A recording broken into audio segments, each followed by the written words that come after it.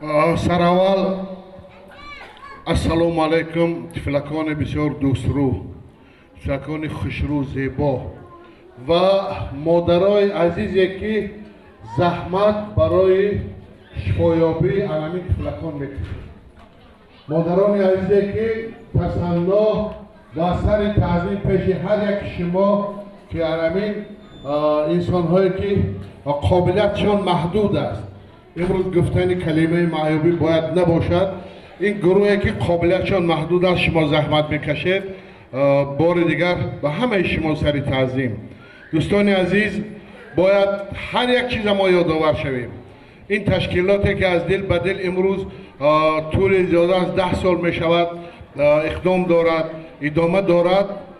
سرآول با دستگیری حاجی آیا محبت اپا بابا جان و همسرشان جنت مکان زنده یاد اکای حاجی انام جان همدمов تشکیل یافت در ناحیه و یکی از بهترین اقدام بود که از این خیال میکنم اقدام نیکتر نباشد، چون که این طفلکای زیبا، این انسانایی که قابلیت فعالیتشان محدود است، ما باید گرم چطوری که جناب عالی پرزیدنت کشور امام علی رحمان میگویند پدروار و مادروار ما اینا را باید آغوش گیریم و همه طرفه دستگیری کنیم.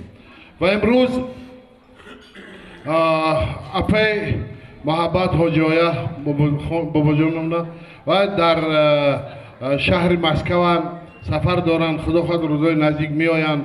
من سرآول از نام حاجی آیا همه شما را خیر مقدم نور دیده تاج سر میگویم و یک فال بسیار نیک است. من همین چیزا حس کردم، باور کنید.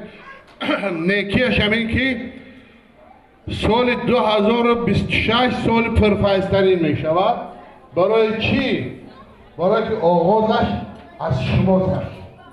آغاز همین سال 2026 این فضیل بلشت شد که آغازه من است دردم نه چرالی گذار فرشته yerli farishtalardan insonlardan boshlanadi.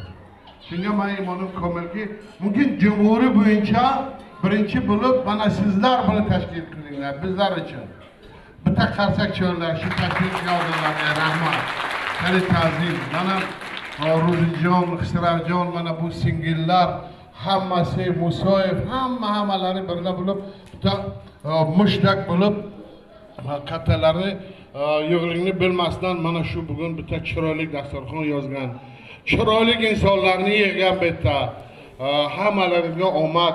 Ilohi shunday bo'lsinki shu 2026 yil in behtarin yillardan bittasi bo'lsin va har yil sizlar ana shunday inisiativa qilib birinchi bo'lib boshlanglar. Do'stoni aziz, یک بزرگی میگد کم بود عزم جوانمردی در این دنیای پیر. هر که دستی ما بگیرد ای خدا دستش بگیر. Bu pir dünyada azmi javoonmardi raso kam deyaptilar. Kim bizni qo'limizni ushlab yordam bersa, tikka tursa, uni qo'lini Alloh olsin. Doim qo'li Allohning qo'lida bo'lsin.